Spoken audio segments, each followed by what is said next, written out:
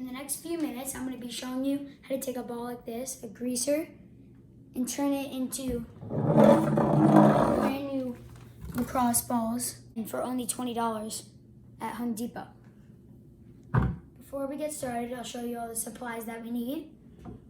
Like I said, this costs only $20.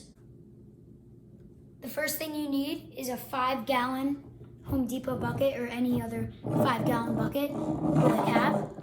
The next thing we need is a 3-foot, 3/8 inch threaded rod, which comes in only 3 feet.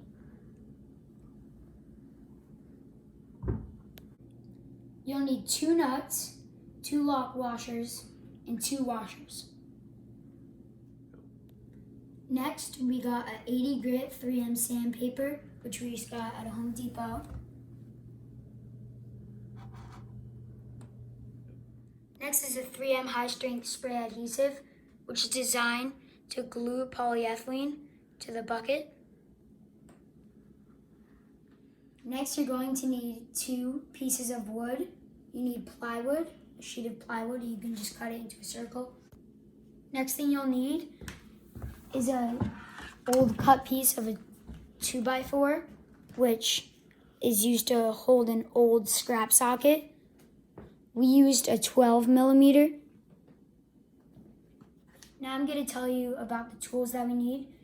We will need an electric drill to drill in all the various holes that we drill, which is right there, right here, right there. Next, you will need a jigsaw to cut the spinner out of the plywood. The last thing you'll need is a chop saw to cut the 2x4. Before I show you how it works, I'm going to show you a few measurements. The spinning disc is 10.5 inches across. And from the bottom of the rod to the top of the rod is 10 inches. And the 2x4 at the bottom is 9.5 inches across. The last measurement that you'll need to know is the sandpaper, which is 3.5 inches across. This is how it was built. We cut a spinner out, and then we glued it with the adhesive, and then we put the sandpaper on before we put it on the rod. An important thing about the adhesive spray is that you will have to spray both the wood and the sandpaper. I would say about 3 coats and wait about 5 minutes. The reason we got the socket is so the 3-foot rod could spin inside of the socket. In order to get the socket inside of the wood, we would have to drill a hole a little bit smaller than the socket in order to fit tightly. And then we would hammer it in. One thing I forgot to mention is that we would have to grind some threads off of the rod in order to spin smoothly inside of the socket. Or else, if you don't, then it won't have as a smooth spin. Now let's put it together. First, you'll need the socket to be facing up. Place it at the bottom of the bucket. Then it will have a smooth fit. It might take a couple tries to fit it in, but you'll eventually get it.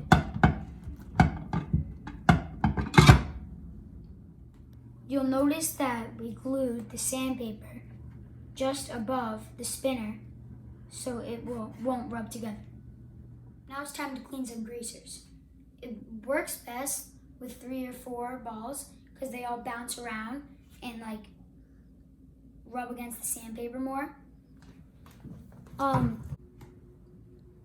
You don't really need to latch the top, but it helps to have 2 people or even yourself to hold it down while you screw it in, or you could just use your foot and drill it in. Now I have my brother's help to hold down the top while my dad drills it in. It just screws right on. You don't need an adapter or anything. Now we're gonna have the drill at about half speed to spin the rod with the greasers inside. I would wait at least a minute If they're not good enough, then I would keep them in for another 30 seconds. Now we're gonna run it for a minute and check the balls and see how they look.